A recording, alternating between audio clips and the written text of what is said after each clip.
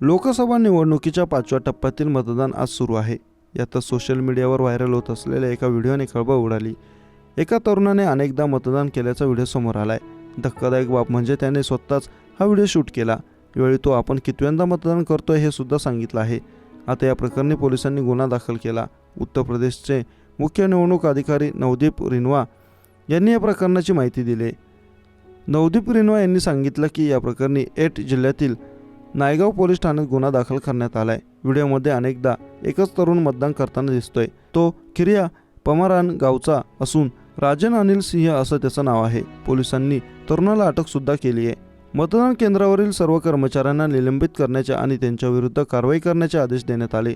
संबंधित मतदान केंद्रावर निवडणूक आयोगाने पुन्हा मतदान घ्यावे अशी शिफारस करण्यात आली आहे. उत्तर प्रदेशातील उर्वरित टप्प्यातील सर्व जिल्हा निवडणूक अधिकाऱ्यांना मतदारांची ओळख पटवण्याची प्रक्रिया कठोरपणे पाळण्याचे आदेश जारी करण्यात आले आहेत. तरुण एक दोनदा नव्हे तर तब्बल 8 वेळा मतदान करतो. 8 वेळा तो त्याचं शूटिंग करतो आणि यामध्ये त्याला कुणी कसं अडवलं नाही असा प्रश्न उपस्थित होत आहे.